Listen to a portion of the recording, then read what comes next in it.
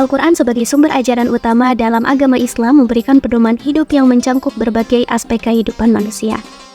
Salah satu aspek penting yang diatur dengan tegas dan jelas dalam Al-Quran adalah perlindungan terhadap hak-hak dasar termasuk hak hidup, terutama hak-hak anak-anak. Dalam konteks ini, Al-Quran secara tegas menegaskan larangan membunuh anak sebagai ekspresi dari nilai-nilai kemanusiaan, kasih sayang, dan keadilan yang menjadi dasar ajaran Islam. Pembunuhan terhadap anak bukanlah fenomena baru, melainkan sudah terjadi sejak zaman Nabi Muhammad, lebih tepatnya pada zaman jahiliyah.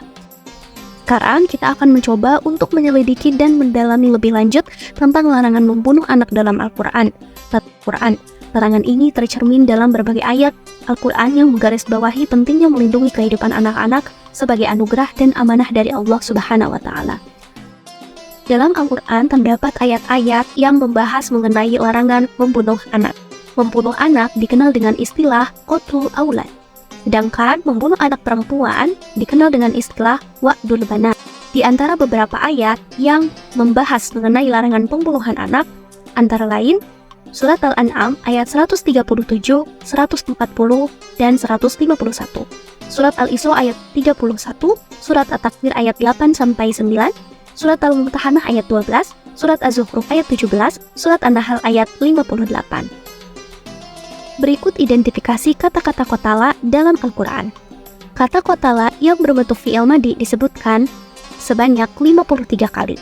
Kata qatala berbentuk fi'il mudhari disebutkan sebanyak 64 kali.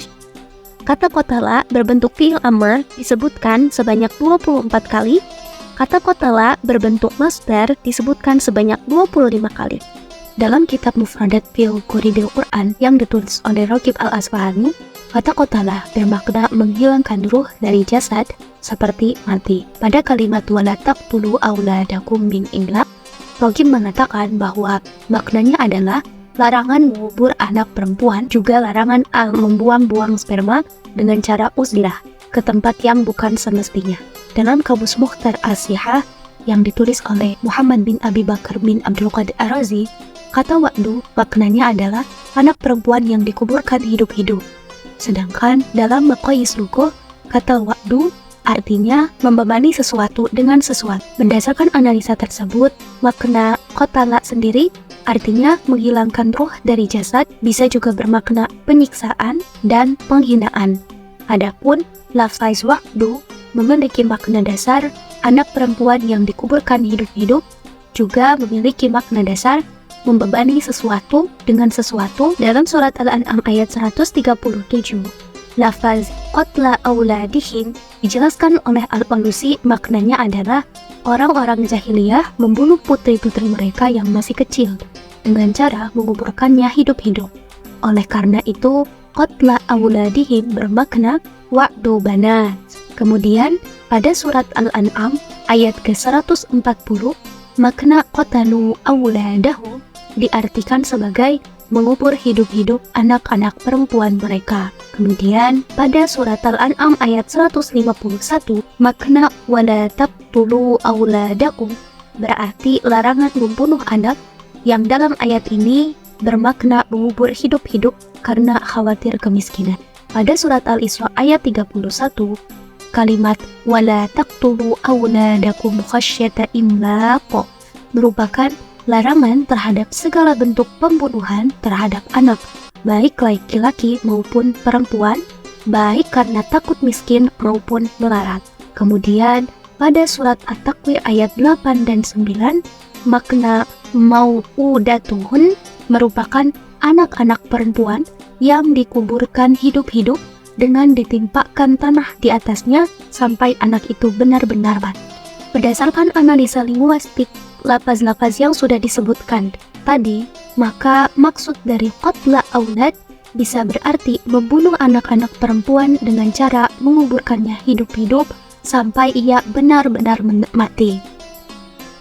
Surat Al-An'am ayat 137, dalam tafsir Ibnu Katsir dijelaskan ayat ini menunjukkan bahwa syaitan menjadikan manusia memandang baik membunuh anak-anak mereka karena merasa takut akan kemiskinan, dan menjadikan indah menguburkan anak-anak perempuan mereka dalam keadaan hidup-hidup karena takut akan terkena aib.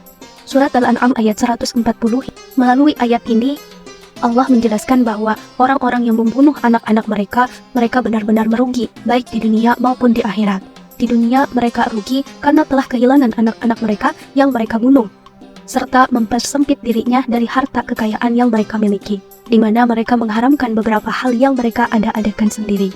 Adapun kerugian di akhirat adalah mereka akan ditempatkan di tempat paling hina karena kedustaan dan menghadap-hadapkan terhadap Allah Subhanahu wa taala. Surat Al-An'am ayat 151, melalui ayat ini Allah memerintahkan seseorang untuk berlaku baik kepada anak-anak dan cucu mereka.